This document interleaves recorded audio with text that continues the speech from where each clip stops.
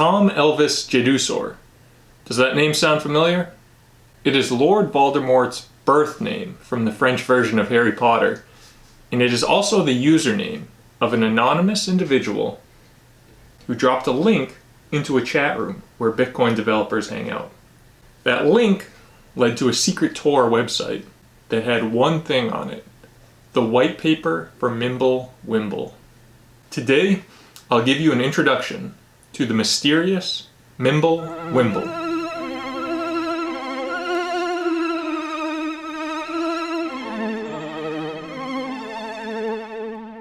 A major problem with Bitcoin, or I wouldn't say it's a problem, but an issue with Bitcoin, is in the way the blockchain works.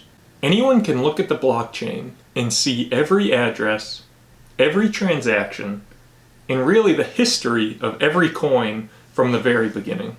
Using Bitcoin anonymously takes a lot of work, and more companies are offering services to dissect and track the blockchain. Bitcoin is not as anonymous as the normies believe. If I was one of those people who bought things on the darknet markets back in 2011, I'd be a little nervous right now. When companies like Google are investing into the blockchain, it's because they know there's a lot of money to be made in analyzing blockchain. At one point referencing this, Tom Elvis states, it reveals a lot of information and is subjected to analysis by many companies whose business model is to monitor and control the lower classes. This makes it very non-private. It's not just bad for pedos and drug dealers from 2011. Who knows? The coins you bought legitimately off of Coinbase could be the same coins a Korean man paid a hitman to kill his wife with. Who knows? Mimblewimble promises a solution to this with a different type of design. The phrase Mimblewimble is a tongue-tying spell from the Harry Potter series, famously preventing Alan Rickman from revealing a secret street address. Mimblewimble, the protocol, prevents a blockchain from revealing its addresses. It does this by shrinking the amount of data kept in every block. Tom Elvis realized that the transaction data stored on the Bitcoin blockchain is not necessarily needed. Mimblewimble does not show the sender's address, the receiver's address, or the transaction amount. And the big innovation here is that we can still verify using math that transactions are legitimate. And we can know that a bad person isn't double spending or creating new coins out of nothing. The protocol also implements an idea known as CoinJoin, or the Dandelion Spreading Protocol. This was created by Greg Maxwell, who, among other things, is famous for looking like this. But this white paper heavily name-drops Greg Maxwell, and a lot of his ideas really built the foundation. Instead of having an easily identifiable node to broadcast to the network, a stealth process will randomly jump from node to node, and at a random time will broadcast. If everyone follows this rule, it makes it very hard to tell who is broadcasting what. Another big component is elliptic curve cryptography, which I will not be explaining here, but feel free to look at the links below for further reading. Andrew Polstra has done a number of talks on Mimblewimble, and was one of the first to write a proper response and add his own thoughts. Basically, we can still have decentralized trust that transactions are valid just by knowing the outputs. We don't necessarily need specific transaction amounts shown. We just need to know that what goes in and what goes out is equal. Now, Mimblewimble is a protocol.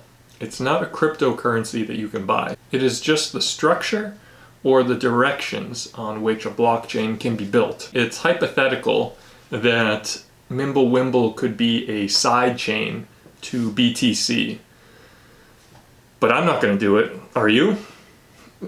There's like 100 people in the world who could create something like that, and they're very busy. As it stands today, there are 2 projects, one called Beam and one called Grin, that both mined their Genesis blocks just last month. Beam is a startup company from Israel. It has a treasury that receives Beam from every block mined for a few years, and it has a fixed supply. It is open source, but obviously there is some level of centralization here, and that comes with pros and cons. Beam has an actual marketing budget and a clear roadmap for the future, different than Grin, which is completely community driven. The coins are distributed to whomever successfully mines it. Also, Grin has no fixed limit. It is an inflationary currency. Grin will be produced as long as blocks are mined. Bitcoin being capped at 21 million is a major selling point for its value. But there are legitimate arguments out there that inflation is a good thing in monetary policy. One being that as supply grows, new Grin being mined are going to be a smaller and smaller percentage, eventually barely having an impact. That being said, Grin is experimental, and it comes with some uncertainty with the project. It's hard to get a community to come to consensus on where a project should go, especially as it gets bigger. Also, developers basically have to work for free. But to me, Grin is a far more fair way of implementing Mimblewimble. I got into crypto because I was fascinated by stories of anonymous cypherpunks looking to change the world and looking to change the financial system, not to buy into a company. That being said, I'm not giving financial advice. Do your own research. Elliptic curve cryptography. Winding up here, when I first heard there was another anonymous white paper dropped by someone who was obsessed with Harry Potter, arguably the most famous story to come out of the UK, I thought, this could be Satoshi. They famously said at the end, "I've moved on to better things."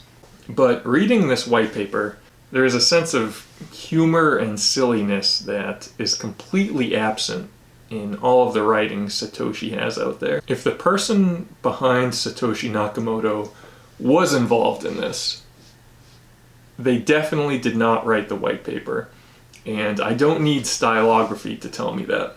I mean, one of the sources is the Harry Potter Wikipedia page.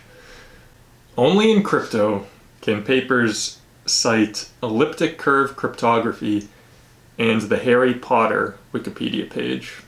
So that's it. Privacy is important, and this might help get us there.